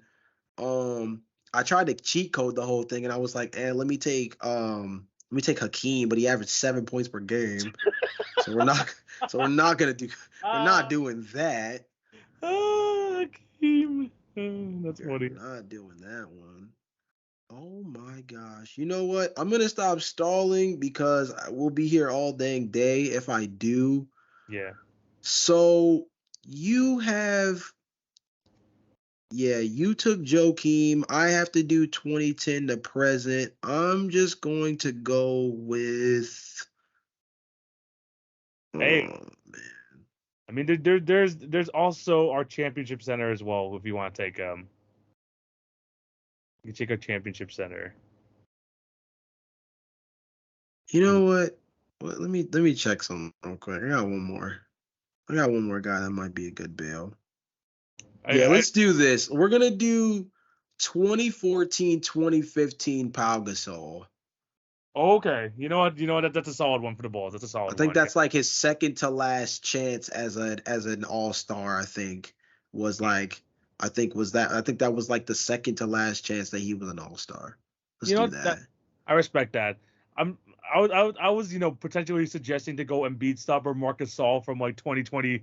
Yeah, I got the Pau Gasol idea from you mentioning the championship center with Marc Gasol. It's just he was big time defensively, but I don't know if I need defense to counteract Joakim Joakim Noah. Noah. Yeah. Yeah, so Right. it's Right. like, Right. Yeah. if I you're got asking Joakim to lock up Pau, then it's like, okay, it's a fair trade off. I got you. I got you. I left my small forward open, and it's perfectly fine because I have 190s peg, which means I'm gonna go obviously with the running mate of Michael Jordan. Give me Yeah. Scottie Pippen. You know what? Let's take. Honestly, I would rather take the year of Scottie where he didn't have Mike when he was like the main guy in Chicago and he led him to like 50 something wins. So let's get 1993, 1994 Scottie Pippen to round Okay. up this lineup just to finish things off over here. Also led the league in steals, by the way, with 3 steals per game. So he's going to be freaking a menace defensively. All right, Jay. Final teams. It's a mixed bunch. Raptors, Bulls. Let's see what lineup you got. Yeah, man. So I'm just gonna do the lineup based off like the order in which the time frames are, rather than putting them in positions. So for my pre-2000s pick, I went with 1998 Michael Jordan. With my first 2000 to 2009 pick, I went with 2000 to 2001 Elton Brand. So second year Elton Brand. For my other 2000 to '09 pick, I picked 2010, 2011 Luol Deng. 2010, 2011 was just one hell of a year for the Chicago Bulls. And Yes. then for my 2010 to present guys, I went with 2014 to 2015 Pau Gasol and 2021 2022 DeMar DeRozan. Ah, good lineup. Very good lineup as well. Man, you got the mid range on lockdown with DeMar, and that was some mid range demons right there. All right, over to my side. We have the most athletic backcourt in NBA history. Let's get 2009, 2010 Derrick Rose, and we're gonna get some Eric Cannon over there and Vince Carter for my other 2000s pick. Then we got for the 1990s pick, we have at small forward Scottie Pippen. And then my front court are the two 2010, the post 2010 guys, and 2019 Kawhi Leonard, the best Kawhi Leonard we've ever seen, and Joakim Noah to round things off, man. That team is insane, bro. I'm not gonna lie to you, dude. That team is crazy. Defensively, like that front court of Pippen, Kawhi, and Joakim is nightmares. Like, who is guarding? Who is going to who? Like man, that's one of those. That's one of those where you don't want to go into the paint with that kind of stuff going on, bro. You just don't. You might not want to cross half court with that kind of stuff going on. And man, I wouldn't want to be your defenders because Vince and Derrick Rose are gonna freaking dunk all over, dunk all over. Jeez, that team is nasty. But, hey, you still got the goat though. You still got the goat. Let us know down below what you guys think of the two teams, who has the better one, and who would end up winning in a matchup. Jay, we have moved on to the final topic of the show, and of course, it is the NBA quiz. Yes, sir. And this quiz has been kind of, was influenced by some sadness I had over this past weekend, because when I was on Reddit, it reminded me that we were 4 years from the Toronto Raptor championship, and they showed me some videos and everything, and it kind of made me really sad. My gosh. I missed that year, man. I missed that year. So I was just taking a look at that season and just, reminiscing. And then I was like, let's look at the escape of the NBA during this time. So because it's opening week, Jay, I'm going to go through each NBA team, and you're going to have to name me their starting point guard. So I'm going to give you the team, tell me who was and then all you have to do is tell me who the opening day point guard was for each of those teams. So who played game one? Wait, that year? For that year, 2018, 2019. Oh, man. Let's see if you can do it. Okay. Some of these are going to be absolute layups, let's be honest. But let's see how well you're going to do with this. All right. Okay. Let's do this. Starting off with the Atlanta Hawks. Is this still Trae Young, right? It is. It's rookie Trae Young. Okay. They're at the point guard position. The Boston Celtics. Oh, my gosh. Was this Kyrie? It was Kyrie Irving for the Boston Celtics. Yikes. The Brooklyn Nets. Ooh.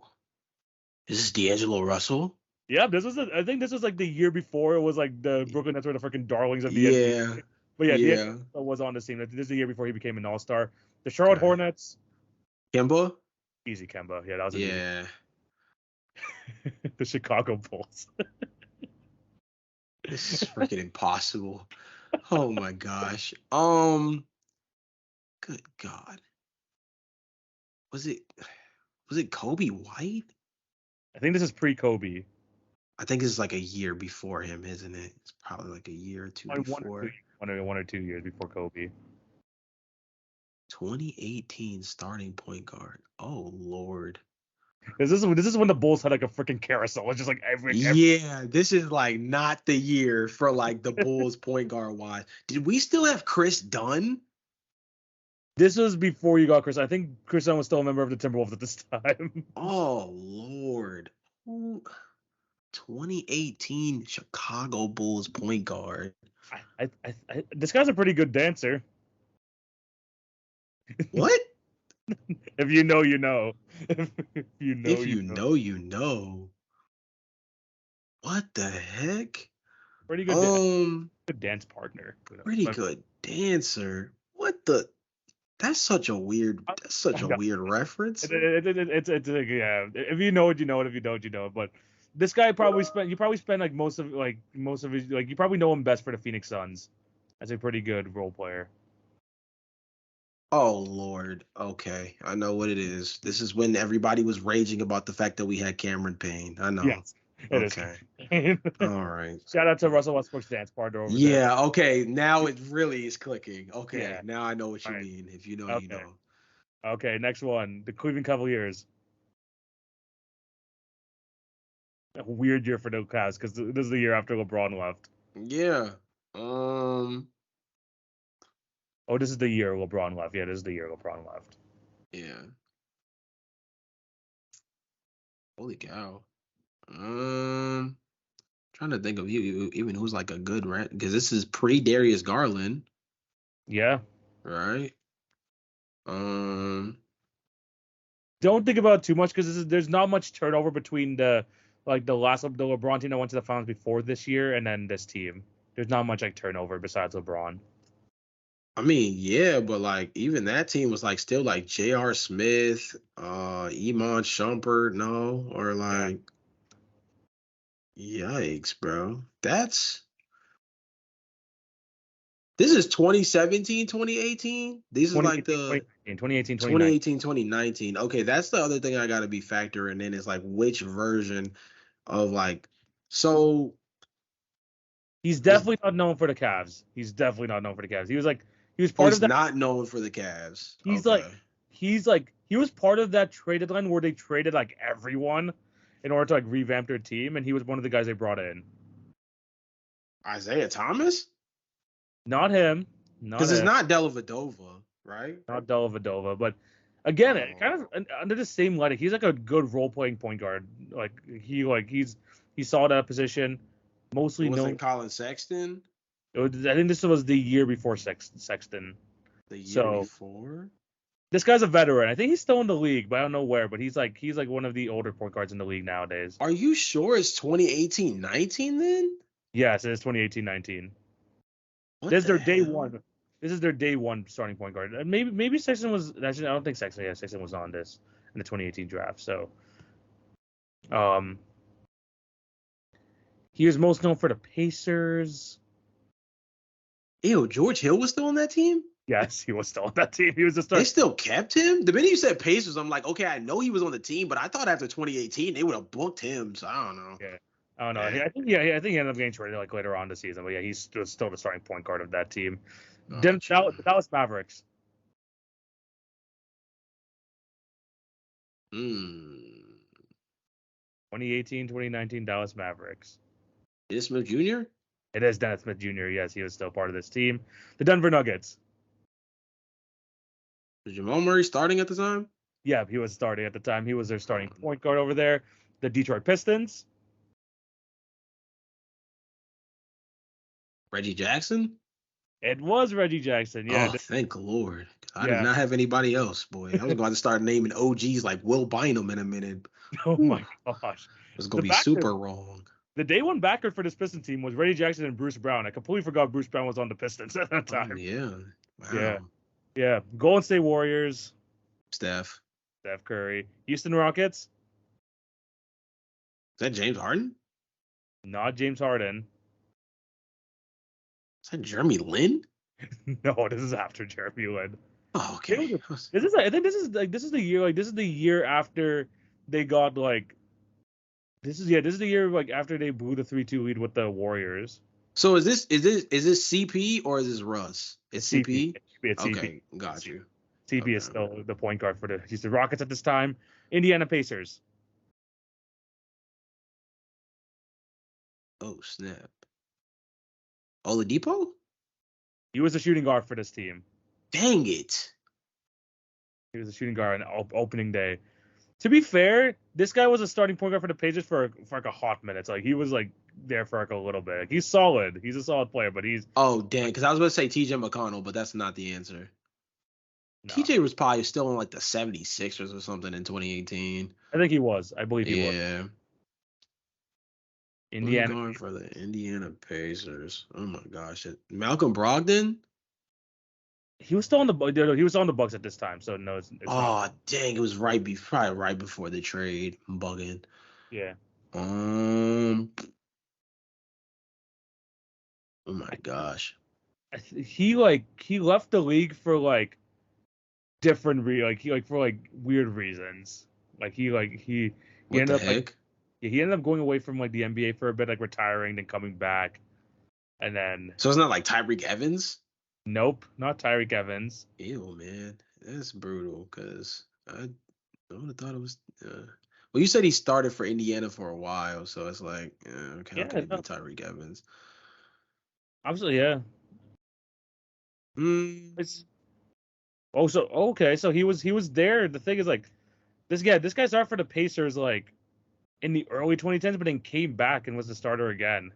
is he more like role player esque or like? Yeah, like role player esque, I would say. He played for the Kings as well. So he was with the OG Pacers team, like with Paul George and them.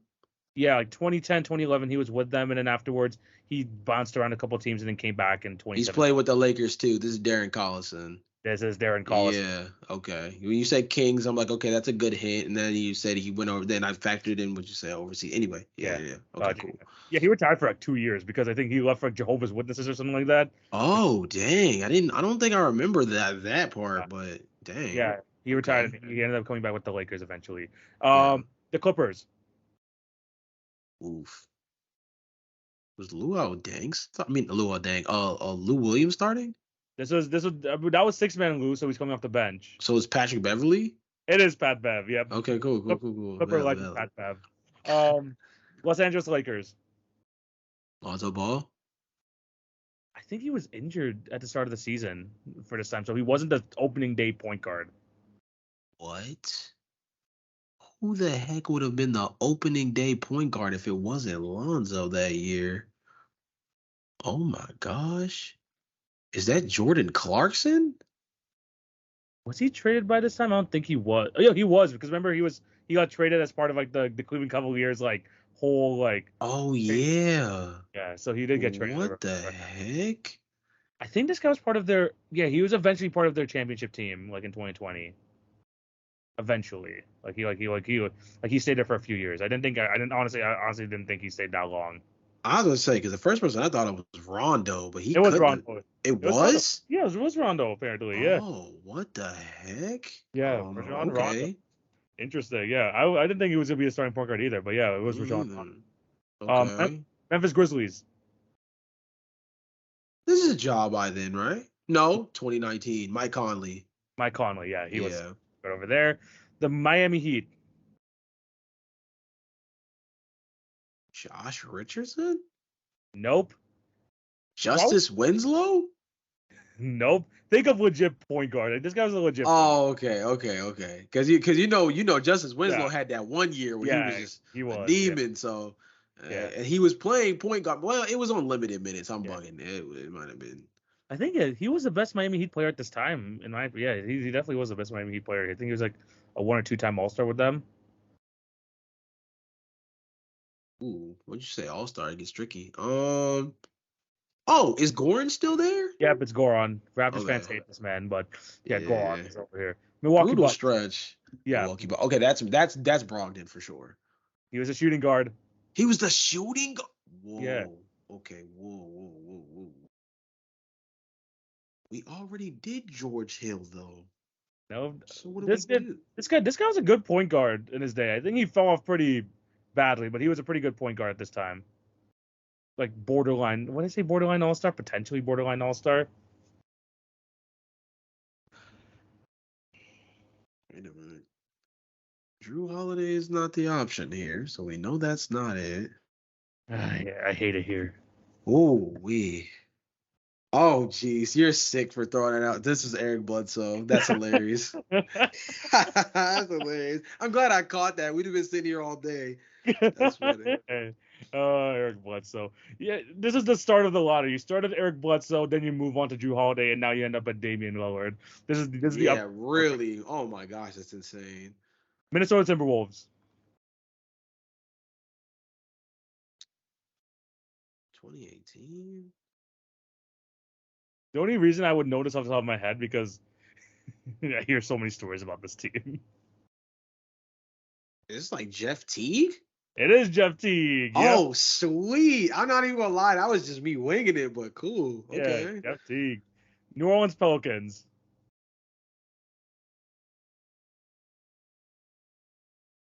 Oh, crap. New Orleans Pelicans. I think I named. Is this Drew Holiday? He played shooting guard. Dang it! Oh my God. Because we named everybody else I can think of that played point guard for them. Rondo, Eric Bledsoe, Drew Holiday. I don't know how they went with this backcourt. This backcourt is horrible at shooting. Like I don't know why they had both these guys start. Looking back at this, What? you don't think of him as a Pelican. You don't think of him as a Pelican. What do you think of him as? What team? Orlando Magic. Oh, wait a minute. Orlando Magic. Yeah, I would say Orlando Magic. Hmm. This honestly, if you've seen my vlog from a few weeks ago, then this guy should be fresh on your mind.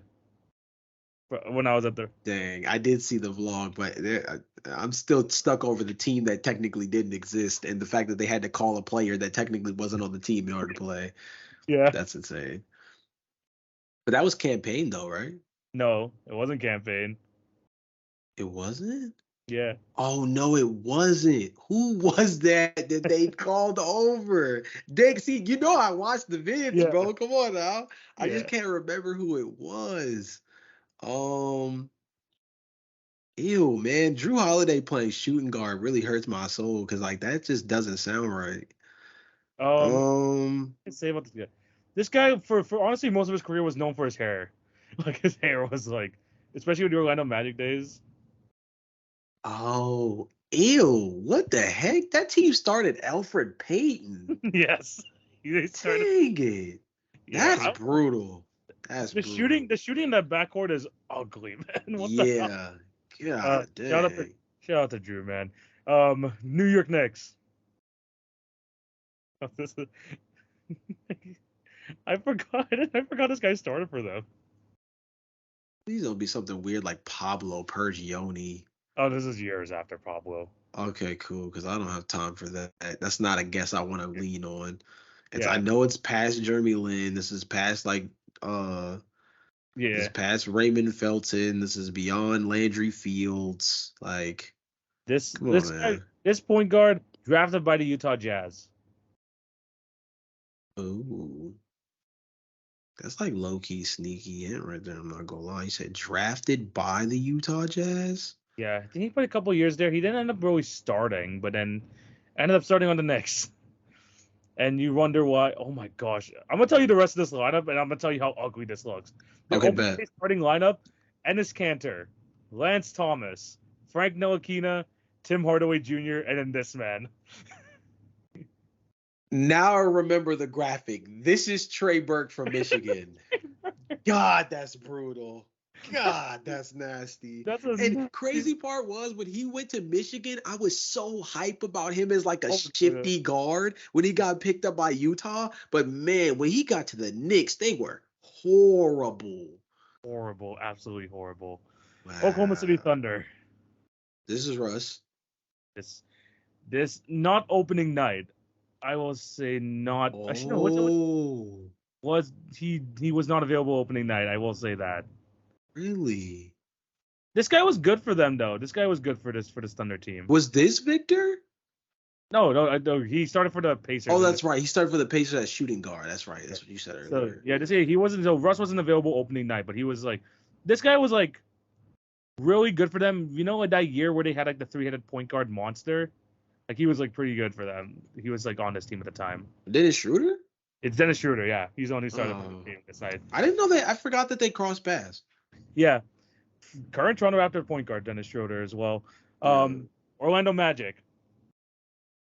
Again, kind of like Darren Collison. I feel like this guy was like a point guard was like a stable at point guard for a few years. Is this DJ Augustine? DJ Augustine. Yeah, Ooh, come on, boy. I gotta get one of them. I gotta there get you one of go. the slick ones. Come on, man. There you go. The 76ers. Is this Ben Simmons? It is Ben Simmons. Yeah, he started Okay. at point. It's weird because they started Markel Fultz at shooting guard, but they labeled Ben Simmons. Yeah. Yeah, See, because I was gonna guess Markel first, but then I'm like, I feel like this is one of them when I'm gonna trick myself again. yeah. Okay. This might be the hardest one on the list. The Phoenix Suns. Oh. The Phoenix Suns. Oh. Mmm. Okay.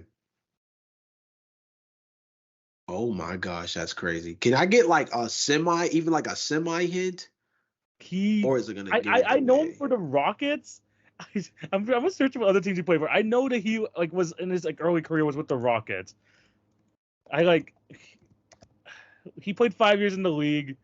He played for the Rock. He started off with the Rockets, went to the 76ers, um, then to Phoenix for a couple years, Minnesota, then his last team was the Bucks in 2019. Played 5 seasons in the NBA. How Oh did my this man gosh. this is how bad it was for the Suns back then. He was their starting point guard. That's what I'm saying. Like this man played and you said how many years did he play with the Suns? He played 2 years with Phoenix. So to be fair, he for his 5 year career, he spent 2 years in Phoenix. It's kind of crazy, but how did he average this year? 7 points and 3 assists. Ew.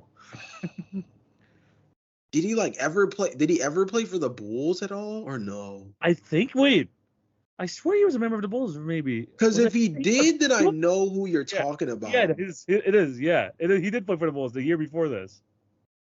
Okay, cool. Because I thought the scary thing was I thought the original answer was Tyler Eulis, which wouldn't have been a terrible guess. Yeah, but this guy did play for the Bulls. You're right. Okay. Bulls Rolodex now. We gotta go down the list of point guards we abandoned. Oh, To be honest, I don't even remember this guy's like place, like his like the way he played. I guess he was like. I mean, he took care you of gotta the. remember this was also a year that the Bulls were horrid at point guard. Like we just said it earlier. Yeah, Cam Payne was our starting point guard. So it's like you gotta think of guys we decided to let go to somehow let Cam Payne start. yeah.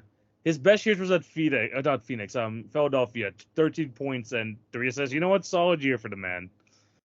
But that was how many games did he play? He played 22 games that season for Philly. For Philly. Oh gosh. I'll give you his initials if that helps. I see. I see. I see. Oh crap. I thought it was Shaq Harrison. Nah. Damn it. You might not even if you don't know who this guy is, I don't blame you. I see. I see. See, because I had Shaq Harrison in my mind, I don't know anymore. I see. I see. I see. I'm gonna move. Oh my gosh. Wait. Let's go to Yeah. the next team. Do not give me that answer. Okay, you want to I go to the next team? see. Yeah, go to the next Okay. team. We'll come back to Phoenix. Okay. Yeah, the next few is gonna be easy.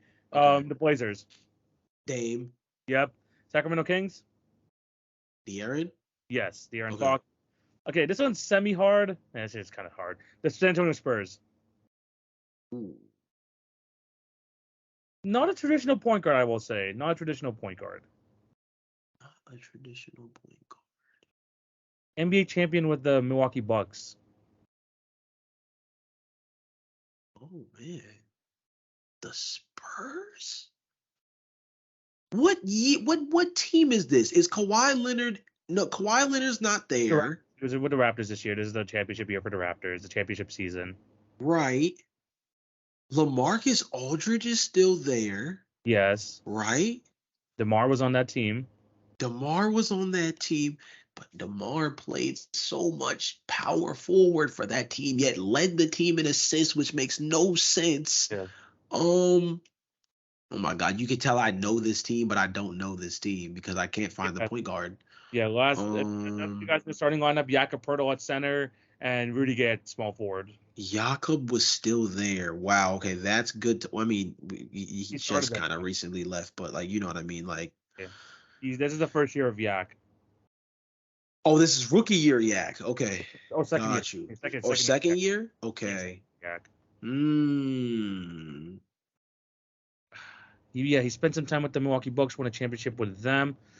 I would say he's a knockdown shooter, but I think he had like some thing happen with the police, which is why he's like, I don't think he has a team right now. Okay, but, wait, keep it a beat. He played on Milwaukee, but was he a big player for Milwaukee, or did he just play on their team? Games. He had some big games in those, like as a role player. He had some big games in that championship run. Oh yeah, you leaning. It's Brent Forbes. I don't agree, but I know who you're talking about now.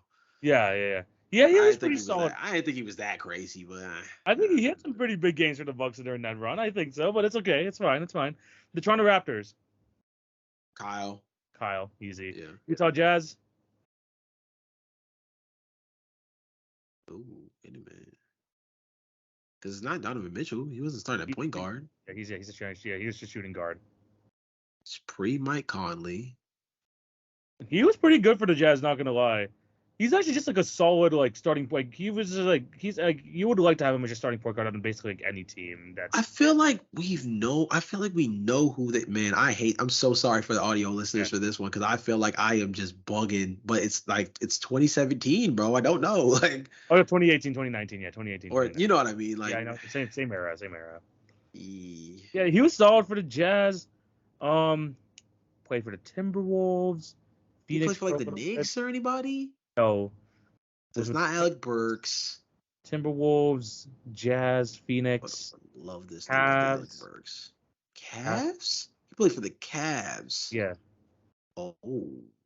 Wow. So it's definitely not Alec Burks. No. Um. Honestly, like he was like the early years of the Utah Jazz when they like kept making the finals, like the playoffs were like 50+ wins. Like he was like solid. Like he was a good. You know player. what's weird? I keep forgetting that Ricky Rubio played on that team. Yeah. I keep forgetting he played on Utah for like a good year. Yeah. So it is Ricky Rubio for the Jazz. Final team before we move back to the Suns, the Washington Wizards. Is John Wall still there? John Wall. Yes, it is. It is John Okay. Wall. So we need to go back to Phoenix. I think he was still elite at that time. He was still elite, but I think that's the start. I think that was the last year. I think that was the last year of it. Yeah. But yeah, back to the Phoenix Suns.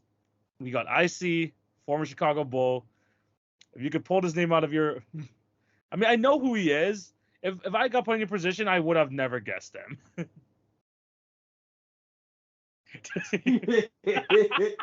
We summoned the power of the Bulls real quick. Yes. Okay. I don't know, like that's Mike Dunleavy, and that's not the answer. That is Aaron Brooks, and that is not the answer. Oh my gosh, I don't know. This is G League legend Isaiah Cannon. It is. Yeah. Cannon. Yeah. What a way Short King Demon, man. Short King Demon. Wow. What a guy. Let us know what other quizzes you want us to do. This was This is one of those quizzes that was just god dang.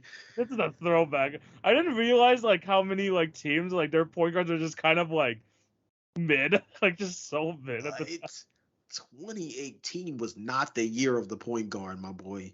Hey, there's some damn good ones, but then like the drop off when you see players like Fred Forbes starting on point guard, Isaiah Kane. Yeah. You see, I mean, Darren Collison was solid back then. I don't want to dismiss. Can you imagine what like an article with like a 30-team point guard ranking look like? Oh man, we might need to do like a reaction video or something on that. Oh my god. I will say this as well.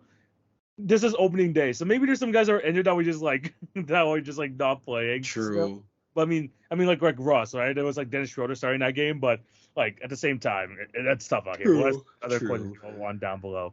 Jay, we've reached another end of an episode. That quiz was definitely something, man. Oh my god. That quiz was something. Bro, as always, you keep me on my feet, bro. 100%. Jay, before we end this episode, what do you have to tell these beautiful people? Look, man.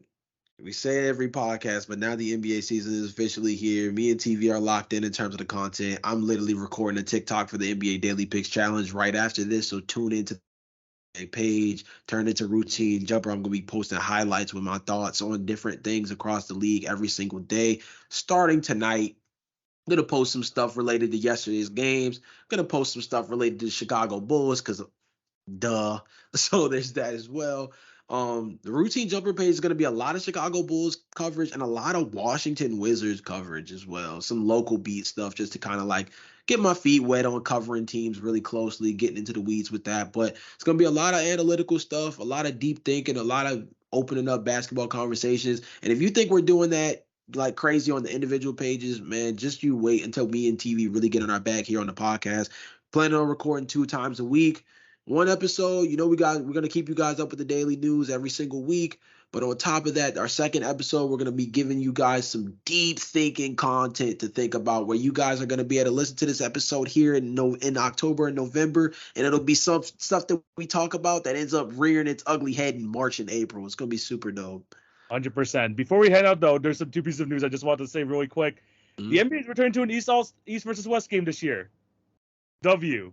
Definitely got to speak on that. We'll speak on that eventually. And also, the Phoenix Suns got their second round pick removed because they tampered with Drew Eubanks. I think they'll deal with it. I think they'll be all right.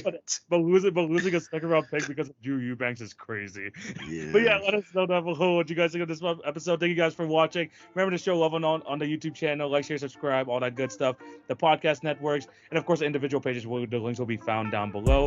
Thank you guys for watching this episode. Hope you have a fantastic day. This is TV. That's Jay signing out. Take it easy, guys. Peace.